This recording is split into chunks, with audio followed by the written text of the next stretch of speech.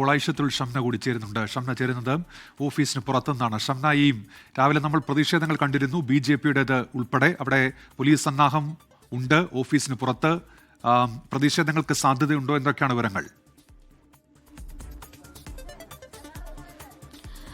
ഉന്മേഷ്, രാവിലെ BJP വ്യക്തമാക്കിയിരുന്ന ഒരു കാര്യം, രാഹുലിന്റെ വ്യക്തിപരമായ പരിപാടികൾക്കൊന്നും തടയില്ല, പക്ഷെ മറിച്ച് MLA ഓഫീസിലെത്തിയാലോ അല്ലെങ്കിൽ ഔദ്യോഗികമായി എന്തെങ്കിലും പരിപാടിയിൽ പങ്കെടുത്താലോ ശക്തമായ പ്രതിഷേധം BJP-യുടെ ഭാഗത്ത് നിന്നുണ്ടാകുമെന്ന് വ്യക്തമാക്കിയിരുന്നു. പക്ഷെ നിലവിൽ ഇതാ ഇവിടെ പ്രതിഷേധമോ മറ്റു കാര്യങ്ങളോ ഒന്നുമില്ല. നിലവിൽ സ്ഥിതി ശാന്തമാണ്. ഈ പ്രതിഷേധങ്ങളൊക്കെ കണക്കിലെടുത്തുകൊണ്ട് തന്നെ വലിയ രീതിയിലുള്ള സുരക്ഷ ഇവിടെ ഉറപ്പാക്കിയിരുന്നു. നമ്മളിപ്പോൾ ഉള്ളത് MLA ഓഫീസിലാണ്. രാഹുൽ അല്പസമയം മുമ്പാണ് MLA ഓഫീസിൽ കയറി മറ്റു പരാതികളും മറ്റു കാര്യങ്ങളൊക്കെ അവിടെ പരിശോധിച്ചുകൊണ്ടിരിക്കുന്നു. എന്നാൽ നിലവിൽ BJP-യുടെയോ മറ്റേതെങ്കിലും പാർട്ടികളുടെയോ പ്രതിഷേധമോ മറ്റ് പ്രശ്നങ്ങളോ ഇല്ല.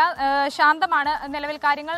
ആ ഒരു രാഹുലിനെതിരെയുള്ള വലിയ രീതിയിലുള്ള പ്രതിഷേധങ്ങളൊക്കെ അതിനൊക്കെ ഒരു അയവ് വരുന്നു എന്ന് തന്നെയാണ് ഇപ്പോൾ മനസ്സിലാക്കുന്നത്. എന്തായാലും രാഹുൽ വിശദമായി തന്നെ മാധ്യമങ്ങളെ കാണുമെന്ന് അറിയിച്ചിട്ടുണ്ട്. അത് ഇന്നുണ്ടാകുമോ എന്ന കാര്യത്തിൽ വ്യക്തത വരുത്തിയിട്ടില്ല. മറിച്ച് മാധ്യമങ്ങളെ കാണും, അല്പം സംസാരിക്കാനുണ്ട്, വിശദമായി തന്നെ കാര്യങ്ങൾ പറയാനുണ്ട് എന്നാണ് ഇപ്പോൾ MLA വ്യക്തമാക്കിയത്. മറ്റൊരു കാര്യം, ഈ പാലക്കാട് എത്തുമോ, പാലക്കാട് ഇനി സജീവമായ മണ്ഡലത്തിൽ ഉണ്ടാവുമോ എന്നൊക്കെ നമ്മൾ ആവർത്തിച്ച് ചോദിച്ചു. അതിനൊക്കെ മണ്ഡലത്തിൽ എത്താതിരിക്കാൻ മാത്രം എന്തെങ്കിലും കാരണങ്ങളുണ്ടോ, പാലക്കാട് മാറി നിൽക്കാൻ മാത്രം എന്തെങ്കിലും കാരണമുണ്ടോ എന്ന് മാത്രമാണ് രാഹുൽ പറഞ്ഞത്. ഇനി അതിനർത്ഥം ഇനി പാലക്കാട് സജീവമായി ഉണ്ടാകുമെന്ന ഒരു സൂചന കൂടി ഇപ്പോൾ MLA നൽകിയിരിക്കുകയാണ്.